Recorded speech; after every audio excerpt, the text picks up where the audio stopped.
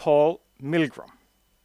After taking an undergraduate degree in mathematics in 1970, Milgrom left university for a career as an actuary.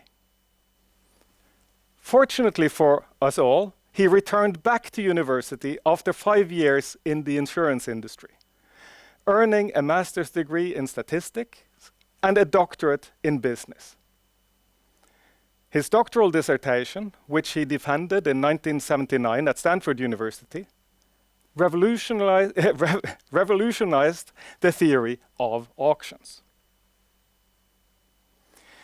Throughout his distinguished career, first at Northwestern University, then at Yale, and for the last 30+ years back at Stanford University, where the voyage started, Paul Milgrom has made a vast number of long-lasting contributions to the economic sciences. They range across the whole spectrum from pure game theory to finance and macroeconomics. But despite its dazzling diversity, Milgrom's work always manages to shine a bright light on fundamental questions regarding the organization of economic activity. The one topic that he has always returned to, developed further, and made more applicable is that of his dissertation, the analysis of auctions. It is for this work that he receives the prize, and it's about this work that he will talk today.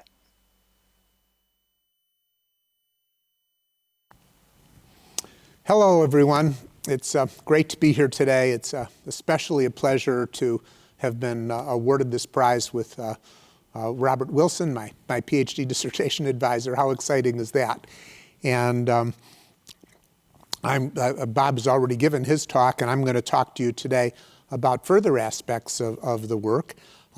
My talk is entitled Auction Theory Evolving, because as you'll see, we've continued to work on new aspects and ask new questions over a period of years ranging from my dissertation up to today.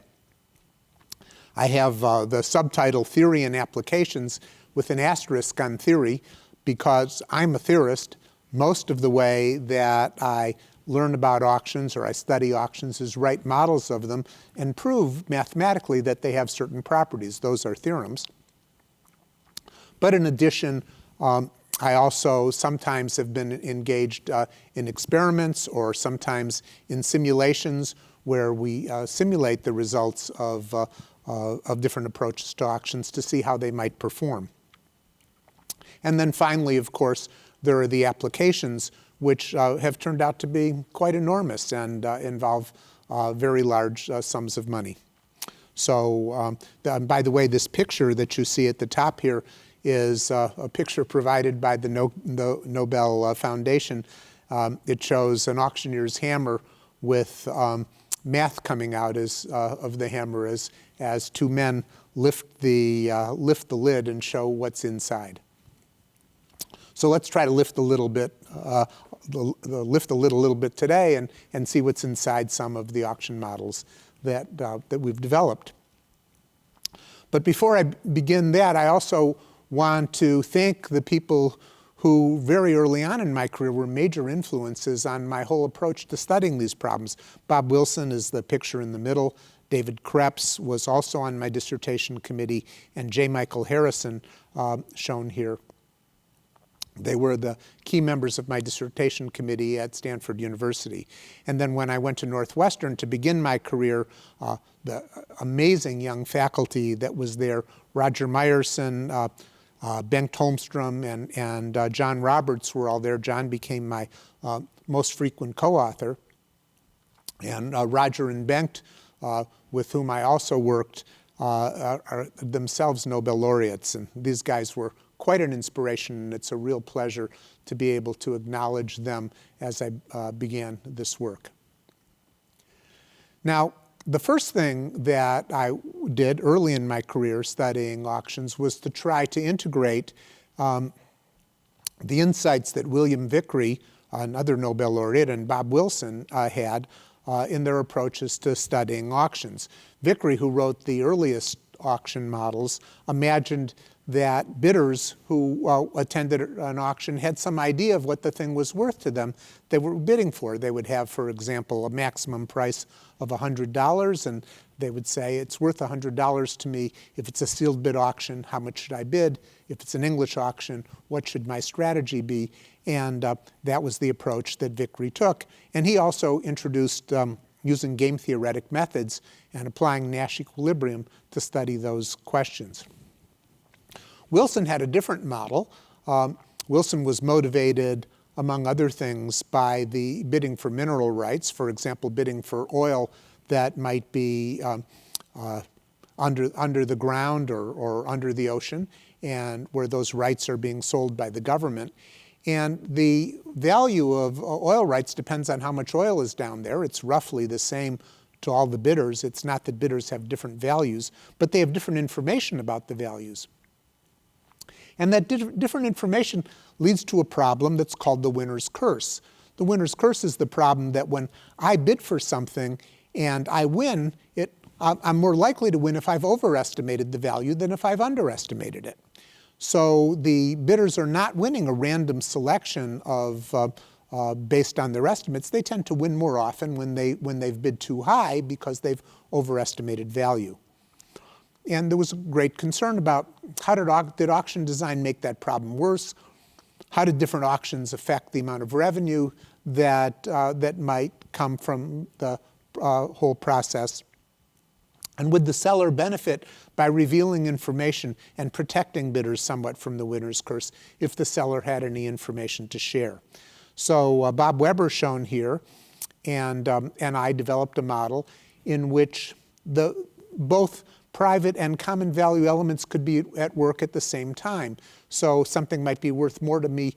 I might have a higher estimate of how much oil was under the ground. I might also have higher value for the oil under the ground because I had a greater need in my business. And a typical theorem, one of the theorems that we proved in our 1982 paper studying this is in the model that we created. If you studied Nash equilibrium, the expected price, the average price that would emerge from such an auction would be highest if you used an English ascending auction.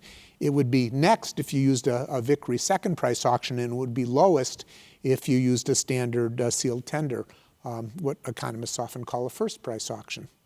And we also proved in that model that the Nash equilibrium expected price is higher when the seller shares relevant information than when he does not share that information.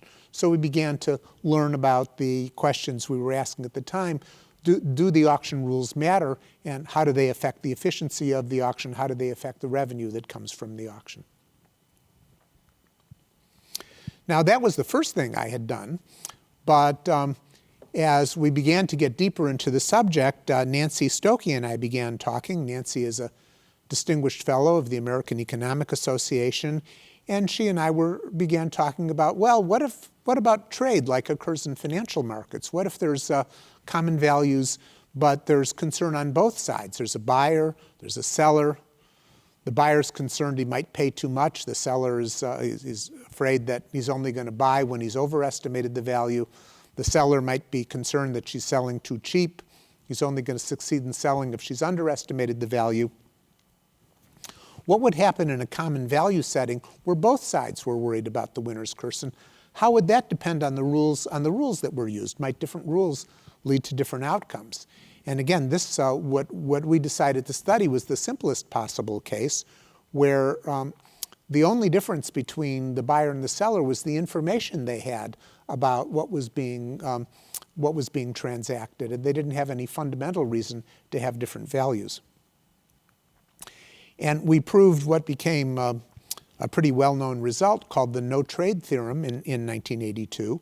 If we had risk-averse buyers and sellers that had the same prior beliefs but different information, and if each of them rationally decided to participate in this mechanism and to accept whatever the proposed trade that emerged from, then regardless of the rules of the mechanism, the trade had to be the zero trade, which is to say that there is no way that a mechanism that both the buyer and the seller would agree to participate in based only on difference in information would lead to trade in this setting. That was pretty surprising at the time because in financial markets we often thought about people trading based on differences in information, but this suggested that in order for there to be effective trade with people having differences in information, there had to be some other reason for trading as well. For example, somebody who's just had a deposit in their pension fund is buying securities for long-term investment, or somebody who wishes to make a down payment on a house is selling securities for a transactions reason. And if there were people like that trading, then people who had information could be trading at the same time. Now that raised the question of what would it look like in a financial market when we had both kinds of traders present. And Larry Gloston and I, still at Northwestern, began to work on that. Larry was a graduate student in the finance department at Northwestern.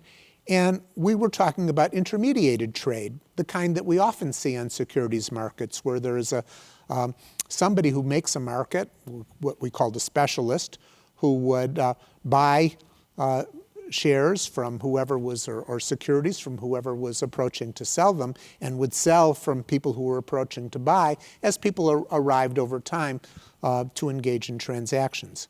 And we imagined that some of these traders were trading for the private value reasons, such as I described, new investments in a pension fund or payment for a college education. And some were common value traders who were speculating, who thought they had superior information and were trying to make money on the trades. How would the market makers set these prices, and how would trade evolve? So, and if the market makers were competing, how would they set the prices? And how did the prices come to reflect information? Another big idea in finance at the time was the efficient markets hypothesis that Gene Fama was advancing, especially Gene and others, that suggested the idea that the prices would somehow efficiently combine all of the information that was available in society. Well, how did that information get to be in the prices if the traders were the ones who had it? And another idea that was present in the models of the time is that somehow or another my information would already be present in prices when I was trading on that information. How could that possibly be? If the specialist who's making the market doesn't know my information, how could my information possibly be in the prices before I engaged in trade? So Larry and I studied this and created a model in which a market maker quotes prices in competition with other market makers. And it turned out that in this model, the market makers would end up quoting two prices: a bid price, which was what they offered to buy shares that you might, or securities that you might sell to them, and an ask price, which is the price that they would demand if you were buying from them. And it always turned out that the ask price would be higher than the bid price, and these prices were conditional expectations. That is, the market maker would take into account, if I offer these prices and you buy from me, maybe you're buying from me for innocent reasons, but maybe you're buying from me because you have information that I've set the price too low, and I have to build in a little margin to cover the losses that I might suffer from that. And if you're selling to me, similarly, I have to build in a little margin. I have to offer a little less to cover the losses I'm going to suffer to the parties who are well informed. So the bid price and ask price would be pushed apart. And the transactions price at which trade actually took place would be the ask price if the trader who comes by is buying, and the bid price if the trader who came by was selling. And so we would get movement in the prices. The prices would reflect information. And notice that the price that you buy from, if you're buying from me, already reflects the fact that you want to buy from me. So your price does reflect something about your information. We were getting that feature as an endogenous feature of the model that we studied. And well, did this cause any trend in the prices? Would it be that prices would go up and up? Should we expect that? Or prices would go down and down depending on how people proceeded? Well, no. one of the main theorems of the Gloston and Milgrom paper was that transactions prices and the associated public information form a martingale. That's a mathematical object, and it means roughly that there's no drift in the prices. If when the prices step up, they tend to stay higher. They might fluctuate up or down around that, but they don't systematically come back down again or systematically continue to drift up. And this became a fairly standard and well-known model of trading in financial markets.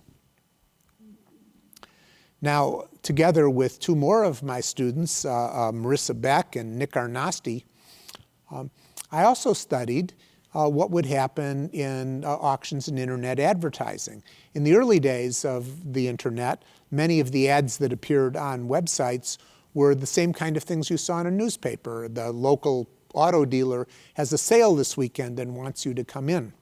But more and more, as we all know now, the so-called performance advertisers would try to select particular individuals. For example, they might decide that, notice that a particular person who's browsing to a website has a history of buying designer clothing, and they want to show designer clothing ads to that person. Now, this created a problem for the traditional display advertisers, because if you picked those people out and sold those ads separately, it might be that all the high-income people would be gone, and you'd be showing your car sales ad only to low-income people who weren't likely to show up at your dealership on the weekend. There'd be a problem, a winner's curse type problem, an adverse selection type problem. And we wondered whether there was a way to design auctions to inoculate against that problem. And that was the problem we studied, where now for each advertiser there was a common value, some attribute of the person that everybody cared about. For example, we all prefer to advertise to people with high incomes or people who are, for various reasons, responsive to advertising, but also a match value. Is that person a good match for me? If I'm selling designer clothing, or I'm selling vacation travel, or I'm selling automobiles, I want to be matched with people who have that need currently. Those are the people I want to advertise with. So we set up a model where the value was the product of those things. And we wondered, can we design an auction which protects the display advertisers against adverse selection, has a deterministic winner selection rule, it's a real auction design, it's strategy proof, as the traditional auctions were at the time, the Vickrey-like second price auctions.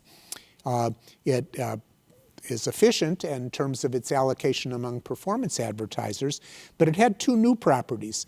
The property of being free of adverse selection for display advertisers so that they would be protected, and false name bidder proof, because on the internet it would be possible to design for a bidder to apply to bid under multiple names and try to manipulate the outcome by putting in multiple bids on an item. So if you wanted to protect against that and also protect the display advertiser against adverse selection, what could you do? And we showed that this set of auctions that satisfy this property could be characterized. It's a one-parameter family in which the performance advertiser wins if the ratio of the two highest performance advertiser bids exceeds some parameter alpha. And alpha could be varied, and that gives us a one-parameter family of auctions. These were the only auctions that had this property. It was a brand new auction design, was used for a little while until the internet advertising market has changed a lot over the years, and new problems needed to be solved. But this is a solution, gives an example of how you take a particular problem and approach it mathematically to understand what's possible and what can be achieved. Now I'm going to come to radio spectrum and invention. So this is an invention that Bob Wilson and I created for the Federal Communications Commission in 1993. We were both theorists at the time. I certainly had no practical experience, and I had thought that, I had nothing to contribute, really, is what I thought. But Bob and I were asked by what was then Pacific Bell to look at a proposed auction that the Federal Communications Commission had. And Pacific Bell's problem was that they had a number of problems, but one of the problems that they faced at the time was that they wanted to acquire licenses covering Northern and Southern California. There were multiple different licenses that would do that, and they had to decide which ones to bid on. How could they make a decision like that? And how would they know which ones were cheapest, what the relative prices would look like? Along with Bob Wilson, Preston McAfee made a proposal very similar to ours. And the FCC adopted the Milgrom-Wilson proposal, but it was pretty close to the McAfee proposal as well. And I'm showing here for the first time Evan Querelle, who was is an economist at the Federal Communications Commission, who both conceived of the whole idea of spectrum auctions in the United States and also helped guide this to success. That is, he helped not only promote our ideas, but make adjustments to them so that they were practical. He was concerned about the worst case performance and directed us to focus on attributes like that. Now, in deciding how to solve this problem, I had been influenced by my own participation in certain charity auctions. In charity auctions, for those of you who have attended them, one common thing is called a silent auction, where there's typically a room with tables and items are either sitting on the tables or descriptions of items are sitting on tables together with a bid sheet. And you as an individual might walk around and say, you know, that bottle of wine looks interesting. I'm going to make a bid on that bottle of wine. You write down your name and you write down a number. And this goes on for an hour or so before dinner at a charity event. And many things are for sale at the same time.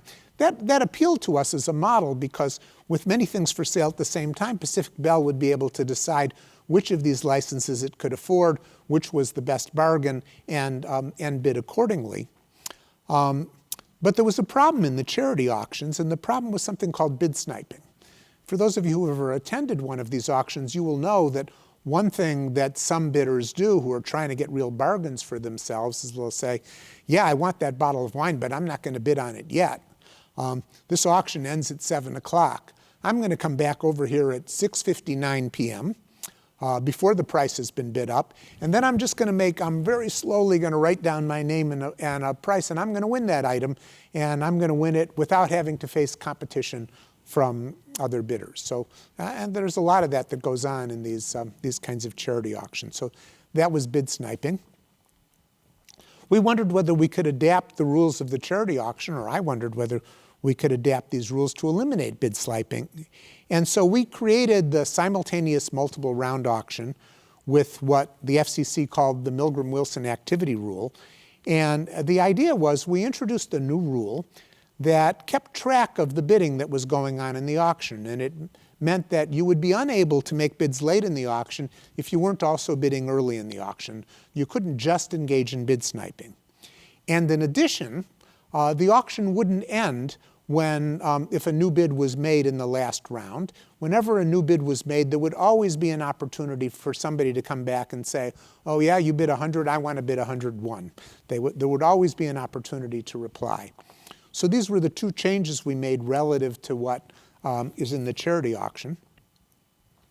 And it was judged a great success. It got wonderful press. The New York Times had an article calling this the greatest auction in history. And it got copied around the world. And hundreds of billions of dollars of radio spectrum licenses have been sold using this design that we created for the FCC in 1993. And yes, I wrote a theorem about this, that if the bidders bid straightforwardly, which is not what we expect, but if the bidders bid straightforwardly, this mechanism would lead to prices and allocations that converge to an approximate competitive equilibrium. So that is, the prices that would emerge would be at a reasonable level. The allocations that would emerge would be efficient. Now, yet another advance. I began thinking at this time I was talking to Alvin Roth, another Nobel laureate who was at Harvard at the time, now my colleague at Stanford, who had been doing work on matching markets. And he had redesigned the National Resident Matching Program and was interested in designing organ exchanges and such. And these were mechanisms that didn't have money involved in them at all. And yet it felt somehow to us like there was some connection between what he was doing and what we were doing. So the puzzle was the mechanism that Gale and Shapley introduced for the so-called marriage problem, which was just matching with no money involved, has no role for prices. Is it connected somehow mathematically to Vickrey's price-based auction mechanism? You know, I think to most people who look at this from the outside, it would seem that there's no connection at all. They look very different. But there were some intriguing similarities. In both mechanisms, it turns out, it's a dominant strategy for bidders to make truthful offers, both in the Gale-Shapley mechanism and in Vickrey's mechanism. And in both mechanisms, if they make truthful offers and if the offers are substitutes, then the outcome is what's called a core allocation, and it's a particular core allocation, the one that's most preferred by the bidders. It's just too much of a coincidence that those properties would be shared by these two very different looking mechanisms. So John and I, John Hatfield shown here, and John was a graduate student at Stanford at the time, introduced our model of matching with contracts. And in the matching with contracts model, offers are accompanied by terms. So for example, if a man makes a proposal to a woman in the Gale-Shapley model, he just says, "Will you marry me?" And in our model, he says, "Will you marry me and let's be graduate students at Stanford for the next 4 years." Or he says, "Will you marry me and we'll go run my dad's store in Topeka, Kansas after we're married." And in our model, the woman could care not just about the man, but about the terms. And when those terms were allowed to be money, then what you have is an auction. And when those terms are trivial, that is, when the only thing you care about is the name of the person, that's the Gale-Shapley mechanism. But there's a whole class of mechanisms that's encompassed by this matching with contracts models, and all of them share these properties that are shown here. So we were able to show that these two mechanisms are both special cases of our matching with contracts mechanisms, and that all of these mechanisms share these properties. And these mechanisms, by the way, have been subsequently used to develop new kinds of market designs now that we understand how these properties can be generalized. Now, radio spectrum allocation is actually quite a bit more complicated than what I hinted early on. We were able to deal with simple cases where the licenses were substitutes for the bidders, but often real bidders have a problem they have a business plan in mind, and they're trying to win a collection of licenses that allows them to implement that plan. For example, in the first auction, Pacific Bell wanted coverage in both Northern and Southern California to have a statewide plan. This was before the national plans that are obviously so prominent today. And sometimes bidders needed to achieve efficient scale. They needed to buy sufficient bandwidth in the licenses they acquired to make their plans viable. And the risk that they face in the traditional design is they might win some licenses that give them part of what they need for their businesses without being able to acquire the rest to actually have a viable plan. So the way that's handled in spectrum auctions is to allow bidders to bid for combinations of licenses. Now, there are lots of combinations, and figuring out which combinations to bid on, they need some guidance about what the prices will be. And Peter Crampton and Larry Ausubel, the top row here, worked with me to develop a method to help provide that information to bidders before the final round of bidding, in which they had to commit to the licenses they were trying to acquire. And Bob Day, shown in at the bottom here, worked with me on the problem of finding a good price. That is, the first question was, how do bidders identify and bid on relevant packages? And the second is, what pricing rule creates the best incentives for the bidders to report their information truthfully, subject to ensuring that there is competitive revenue for the seller. The government gets a fair price for what it's selling. And Bob Day and I showed that an auction design minimizes the bidder's total incentives to bid untruthfully and provides competitive revenue from truthful bidding if and only if it's in a class that we identified of what's so-called minimum revenue course selecting auctions. So we identified the class of auctions that of pricing rules that would have this property. And again, this is used for real-life auction design. It's been used in many auctions, not in the US, but in Mexico and in Canada and the UK and Australia and around the world. Now, package bidding is a hard problem because there are so many packages a bidder can bid on. If you have an auction for 100 licenses, there are 2 to the power 100 different combinations that you can make from those. And that's way too many for anybody to bid on in practice. And so together with John Cagle, shown here, and Yen-Chen Lin, who was a student of mine, John's a professor at Ohio State University, we wondered, what can you do? Can we have a good outcome in this kind of circumstance?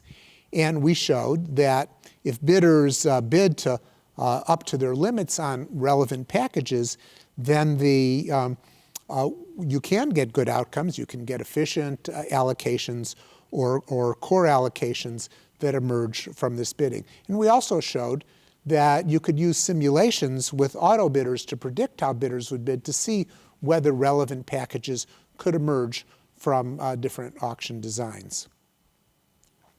Now, the biggest of our challenges was the recent incentive auction, the broadcast incentive auction.